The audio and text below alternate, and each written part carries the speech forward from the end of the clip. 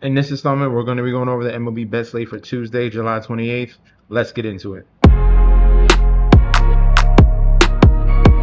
Welcome back to the channel. It's your boy Chef D, and I'm here to bring you the winning ingredients for our Tuesday slate, July 28th in MLB. But before we deep dive into that, don't forget to like, comment, and subscribe to the channel. Make sure you follow me on Instagram and Twitter at MetSchefD. Don't forget about that TikTok at Chef_D91, and don't forget about that Patreon. Right now at the homepage of the YouTube channel, currently at 10.3 thousand subscribers. This is the road to 20K, and we're well on the way because you guys are showing up each and every single day. If you already subscribed, continue to like and comment. That's going to help the YouTube algorithm so you can grow to a much broader audience. All right, now for our previous video, we're going to keep it 100% transparent here. We went 1-3 on that Sunday video. We're looking to bounce back here on Tuesday here. If we check it in on the Patreon, we cashed in one of the parlays so far. We're waiting on some of the late games to finish. We see the people in the chat right now commenting, and we got one parlay that I posted here, Marlins plus 1.5. This was a huge spot. All the money was coming in on the Phillies, and they came through in the bottom of the ninth. And then we got the Pirates as well, another comeback in this game, in that cash at plus 259. So no simple plus 100, we plus 259 on that really good win there. We're waiting on some late games, and we can have a really successful night in the Patreon. If you want access to these type of plays, you got to click that link provided down below. Get full access to daily bets, future bets, and access to that group chat that goes off 24/7. First up here in Comerica Park, we got the Detroit Tigers 50-56, technically 50-57 against the Baltimore Orioles here, 52-55. Looking at the probable pitchers here, Dean Kramer 5.06 ERA, 1-3 record, 34 Ks, 8 walks, and a 1.19 WHIP. Going against Troy Melton here, the young upstart pitcher here, 1.95 ERA, 5-1 record, 55 Ks, 19 walks, and a 0.95 WHIP. Odds on this one, we got the Tigers slightly favored in -138. Come back at the Orioles at a plus 116. Total is set at 9.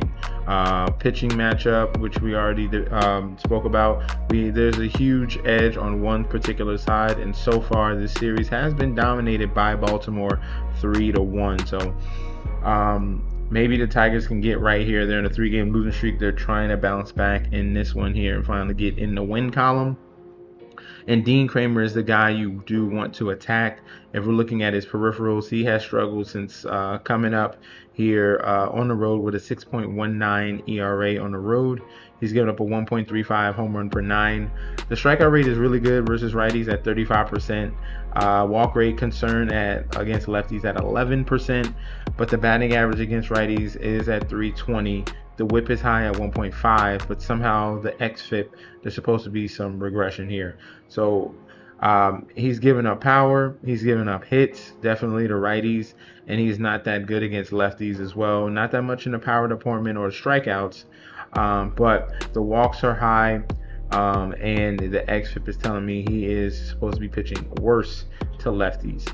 So definitely this is a spot for the Detroit Tigers bats to wake up. A lot of cappers here were on the side of the Tigers in game 1. They were definitely let down in that first game, and this should be a bounce back spot when you're talking about Troy Melton on the mound. This is one of their young aces here. Phenomenal ERA at home. We do got to watch out for lefty power. All right, lefties have been lefty power has been his weakness. All right, he's settled it down against hits with lefties at that 228 batting average.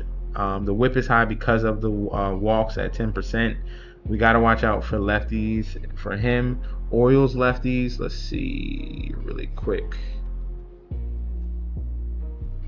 See if this comes up. Versus should be a righty. Yeah. So if I can get the Orioles, perfect. So the lefties he's going to be seeing is not that many. So 1, 2, 3, 4. Only 4 lefties. So that's going to be a positive here. Melton has struggled against lefties with the power department, and those lefties aren't that scary power bats.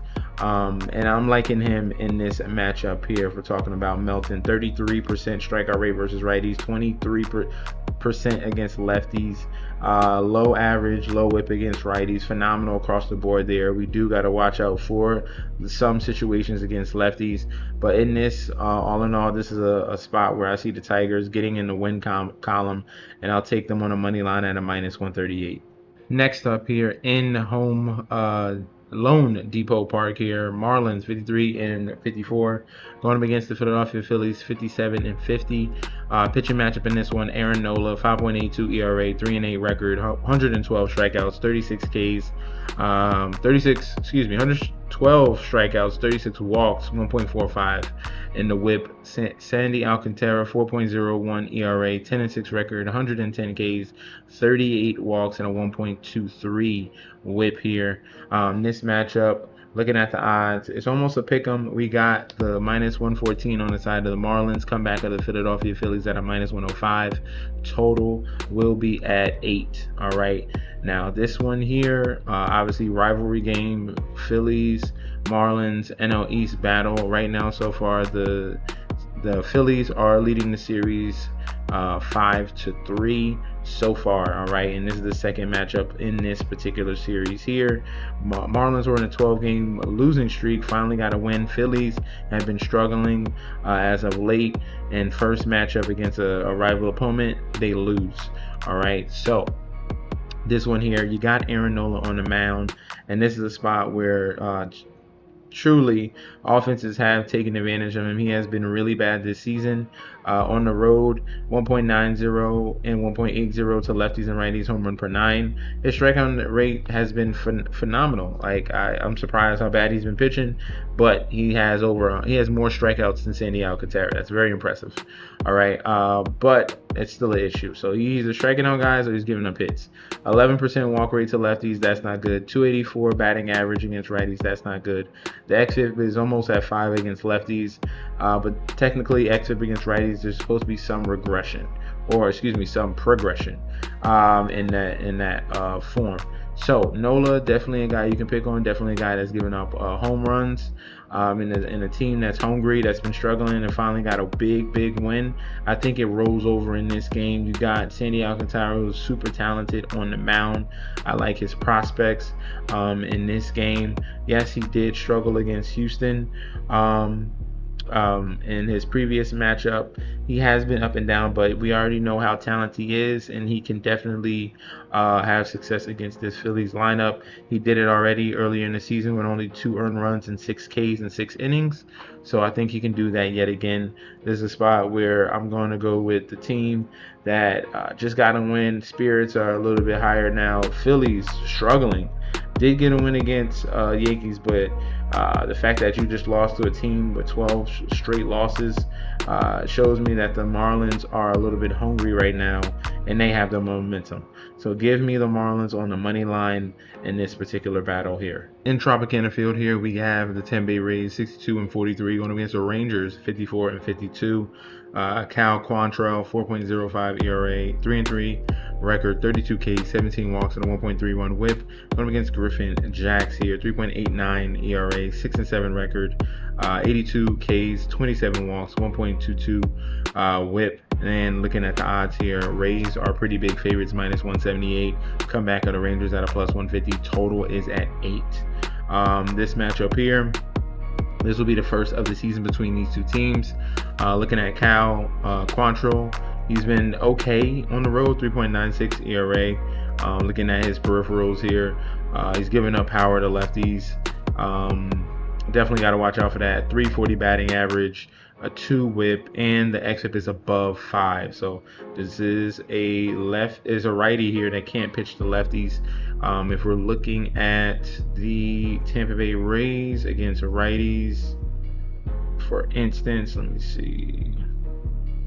They didn't play today? I could have swore they played today. No, they didn't. All right, we're gonna go to yesterday. Let's see. Hopefully they played a righty. Nope, they played Parker Messick, a lefty, the day before.